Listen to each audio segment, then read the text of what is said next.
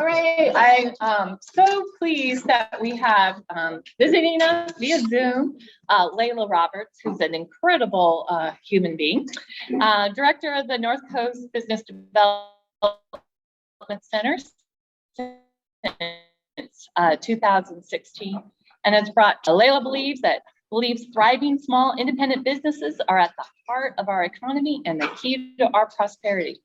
She serves on the College of the Redwoods Entrepreneurship Advisory Board, Cal Poly Humboldt's College of Professional Studies Advisory Board, as well as both Humboldt and Del Norte Crescent City's Comprehensive Economic Development Strategy Working Group. She is one busy woman. She has a master's degree in the management of sustainable development. She's the daughter and granddaughter of immigrants from England and Morocco. She lives in Eureka with her husband, John Richmond, publisher of the Times Standard newspaper, and their pointy-eared dog, Benny. So please welcome Leila. Good morning. Thank you so much for this invitation. It feels so strange not to be there in person with you. I appreciate the opportunity to join you by Zoom. And I'm going to do a little sound check. How well can you hear me? Yeah, great. I think everybody in the back here. Okay. My opera singer great grandmother would be proud of my diaphragm then. Good. I have prepared a PowerPoint that we usually use when briefing folks. If I may have permission to share my screen. Absolutely. I just made you co-host, so you're all set. Oh, I have co-hosting power? I'm going to have to figure out how to misuse that then. Thank you. You should be able to. There you go. We got you. Lovely. So here's the deal. I don't think that I need to stick to this slavishly, but it is a helpful little introduction to what we do for those of you who don't know us. And the first thing that I want to say is thank you for the welcome back. The first time I was invited, Carol, thank you again. The first time I was invited back to introduce myself to the Sunrise Rotary, my father-in-law, Roland Richmond, said, oh yeah, I'm a member of the Noon Rotary, but you better go to Sunrise. They're much better than we are. Shh, don't tell him I said that. And one of the things that was really interesting was how many folks already knew about SBDC and how many did not. So I would love to do just a quick poll, show of hands, if you're willing. How many of you have come to the Small Business Development Center for help with one-to-one counseling or for one of our training events at some point in the past, I guess, nearly 40 years now that we've been around? Last time we did this, it was about 30 to 40%. Zoom isn't really allowing this. Oh, well, Brandy, yes, I know, of course you. So here's the scoop. We are a federally and state-funded nonprofit organization that exists solely to help make sure that business owners in our community, that's Del Norte and Humboldt and adjacent tribal lands, have access to coaching and training and any kind of leads or special services that we can provide them across the entire life cycle of their business. So I'm going to take us through a little briefing on how exactly this works, and I'm going to stop a little bit early because I would love to have a conversation about what you all think we should be concentrating on next. And you'll get a sense as we go along of why this is something that we care about. Because we do adapt our strategy to what the heck is going on in the community. So first things first, our basic services. If you know an entrepreneur who is not aware of us, we will help them from before they start up to when they're ready for their exit from their business. So please send them our way. This is the way to do it. If you want to pick up the phone and call me directly and say, I just want a little personal attention, my contact information is in the chat right now. The mandate from the Small Business Administration to small business development centers across the country is help folks start up, help people hire and retain employees, help them to access money when they need it, and help folks to increase sales. So we pay attention every year to how our clients are doing along those 4 or 5 metrics.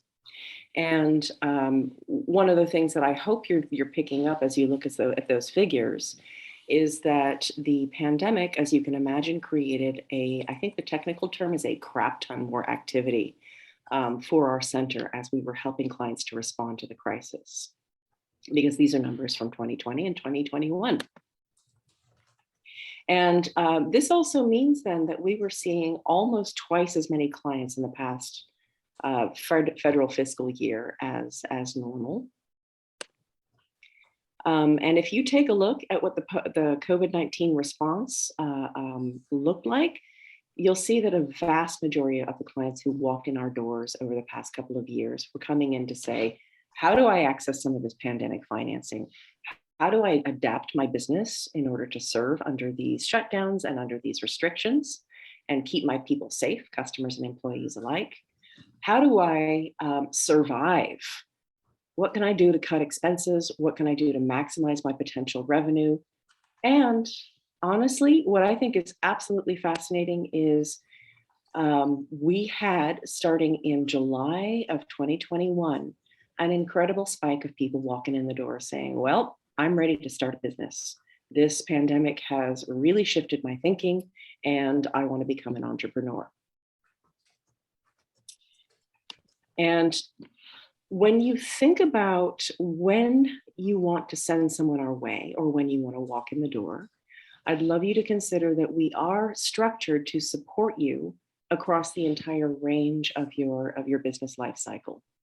So whether you're just kicking around a few ideas or you find yourself in that really sticky part of evolving from small to medium sized, you've got to hire people, and if you've never done it before, you are natural decadence, for example, and you're about to start your own major manufacturing contract with a national retailer, and you're saying, holy cow, how do I do that?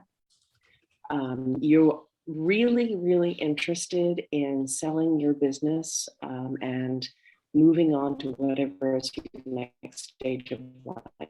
And you know it's going to take 3 to 5 years to get there and much more. Please walk in the door and let us help you with any and all of that. So here's what I'm gonna pause for a minute. This is where I want you to start your creative juices flowing. When I walked in the door in 2016, the center had been without an executive director for a few months as they recruited the next person. And so we were at a very low hum. The phone wasn't ringing. We had folks doing consulting, but everything essentially kind of had to be built back up from scratch. And one of the things that I was fairly confident of is that if we aligned the programs that we delivered with the most critical industries in our community, then we were going to be at least in a good position to start rebuilding our reputation and our reach. Lo and behold, it worked. So what you're looking at here is a combination of programs for exiting owners, people who want to sell to their employees, our next generation of food makers, our next generation of farmers, childcare businesses, our small makers and manufacturers getting ready to scale up. These are people who have been able to access specially crafted programs from the SBDC, largely thanks, honestly, to other business owners in this community who have been willing to serve as co-teachers. So for example, our dear friend and Fabio lookalike, Lenny Graffman, I also have a crush on him. I think he's the bee's knees. Helps to teach our small manufacturing program and our innovation consulting. Cooperation Humboldt is our contracted partner to help people who want to start or convert to cooperative businesses, and so on. So I want you to consider that our bread and butter is helping people to access what they need, including capital. Come join us on May 2nd, the start of Small Business Week, if you'd like to hear firsthand, or if you know someone who needs to hear firsthand, how to successfully and creatively raise capital straight from the horse's mouth. But also, I would love your advice on how to make sure that we are working with clients who represent the future of this community. For example, I'm having conversations with folks who are really interested in mass timber projects, which is a way to scoop up from the forest floor wood that is creating a fire hazard and doesn't have any other purpose in that particular ecosystem, repurposing it for affordable housing materials, and then creating some sort of integrated workforce and small business ecosystem that didn't yet exist.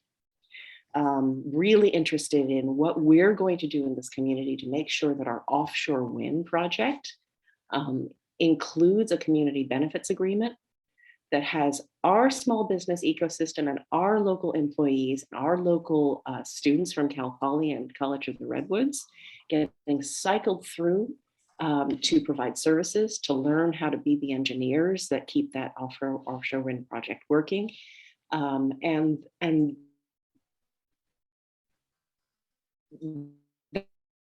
that keep the benefit for the long term. So this is the kind of stuff that's always in the back of our minds. What can we do to help make sure that our future is reflected in our programming? And then finally, one of the things that I was concerned about when we started was, are we serving a group of entrepreneurs that are representative of our community? I would say that in the beginning, we were falling short in a couple of areas. So we did some deliberate outreach and some trust building. And I'm pretty pleased to say that if you take a look at the census figures by demography for our community, both by gender and race and ethnicity, and take a look at who we're serving through the center, we are up to par. We have done a good job of making sure that folks aren't falling through the cracks. And that was not something that happened naturally. It was something we had to do consciously. So one of the things that we do is we don't do it all. We work with service delivery partners like those you see on the screen, including Black Humboldt, Humboldt Made, North Coast Growers Association, which just ran the most incredible small farmers program. They knocked it out of the park. I'm really excited about who's going to succeed thanks to them. And then we also rely not just on federal and state funding, but on local contributions. So Brandy, I'm sure you're responsible directly for that AEDC funding. Thank you so much. Local allies like Janet Redwood Capital Bank and others. And then also the County of Humboldt and the City of Crescent City. So we cobble together a budget that we think makes sense in order to keep these services going. So that's the snapshot. And we take our responsibility very seriously. We don't take for granted that people are just going to walk in the door. So one of the ways that I express that is by simply saying, okay, even if you have never heard of us before, I would love to know what you're hearing in the community folks are struggling with, where you're hearing opportunities, and what you think we could be doing no better to serve the small business owners that are, frankly, almost the entire lifeblood of our community and our economy. So I'm gonna pause here. Let's look at each other's faces. Happy to answer questions, and I'm happy to get marching orders.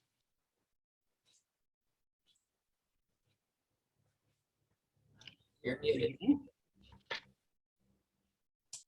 Brandy, I'm going to put you on the spot.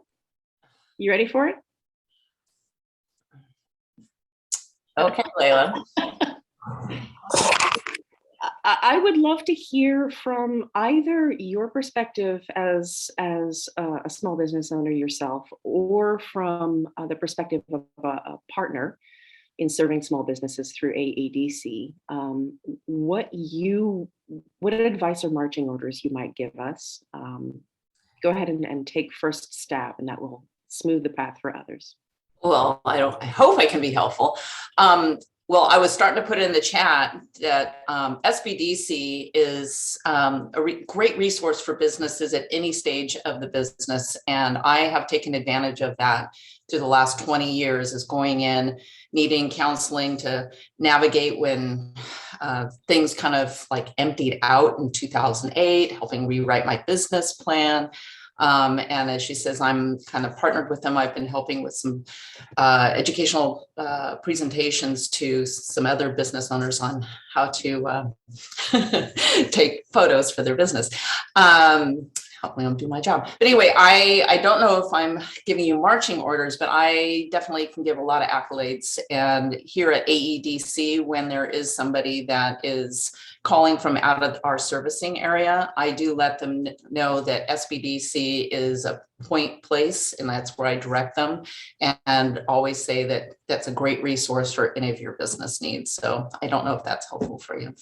Yeah, I'll pay you your bribe later this morning. Thank you, Brandy. John Richmond, who is in some other room in this house, what does all this business counseling cost a small biz owner? Well, it costs you the taxes that you've already paid. We are taxpayer funded, which means that you walk in the door for consulting. If you're serious about your business and not just kicking tires, we will assign you someone to work with you until you've accomplished the goals you've set, and it will be at no cost. Some of our workshops come with a small fee, some don't. The Capital Summit, which is listed in the chat if you want to sign up, is free, thanks to the sponsors. What else you got? Questions, suggestions? What's happening in your community? And if I can pipe in, they're always available for you to call in and ask your business questions. At least that's been my experience. So. Maggie, thank you, by the way, for that suggestion. Presentation mode was for some reason not working for me. So if you are curious about anything that was on the slides and you couldn't see it, I'll just pop you a copy of the PowerPoint. Thank you. All right. Carol has a question. Now I have a question, Leila. Hi, Carol. Hi there. So what kind of work do you work with nonprofit businesses? And what kind of services do you, or is it all sort of standard for-profit businesses? That's my question. I appreciate that question because it's important for me not to overlook the fact that nonprofits are also a critical part of our economy. And that's why I have to say a little sadly that no, we're not permitted to work with not-for-profit enterprises by order of the Small Business Administration, unless, for example, it's something that is generating sales tax. A museum with a gift shop, we will help them to work out a good profit generating enterprise off to the side. Okay. Thank you. Lisa, what qualifies as a small business? You know, you're the Small Business Developing Council. And what size range of businesses are you helping? So, nearly every business in this community qualifies according to the SBA. The numbers were just bumped up. It's by revenue and industry and number of employees. And I'm not going to give you the wrong numbers because it really does vary by industry. But basically, unless you're making tens of millions in gross revenue annually, you qualify. Excellent. Excellent. And then you mentioned earlier something about helping businesses, perhaps succession planning. So have you seen success stories in our community where a business goes from a S Corp or C Corp or an LLC to a employee co-op or something like that? Yeah, we have 4 or 5 in the wings, and 2 that have sold to owners that are. So let me explain that I'm not giving you names because I haven't been given permission to give you names. We protect confidentiality unless we have in writing from the owner. Yeah, go ahead, talk about me. So we've got, for example, a large multi-site engineering firm with about 30 to 50 employees that is working on conversion to employee ownership, and their path is a bit longer because they're a bit bigger. So we're, probably in another year or 2, we're going to start to see the actual conversion happening. We have a very, very small brick and mortar retail shop, 2 actually, in Eureka alone. That sold to individuals who are operating as a cooperative, even though they're incorporated as LLCs, both of them. And there is a legacy business in Southern Humboldt. No, you know what? She's spoken publicly. I can mention Signature Coffee, one of the very first organic and fair trade coffee roasters in the country is in Southern Humboldt. And she is absolutely committed, once she has navigated some other business challenges, to converting to employee ownership. So it's new. And the process takes longer than a simple straight sale. But I'm really, really proud that, we started with exactly one worker-owned, worker-governed cooperative, Restive Cleaning, in 2018. And now we have, 5 seriously working on it, and probably another 10 startups that we're going to start seeing in the next year or two. Excellent. Thank you. What are the questions from the room or on Zoom? Lisa, thank you very much for presenting today. We appreciate you taking the time. That it's obviously a valuable service to our community. And as one of our presenters, our club will be making a donation in your name to the Wheelchair Foundation, who provides accessibility to those that could not otherwise afford it. So I really appreciate you speaking today. Very important. Thank you. Appreciate the time. Thank you.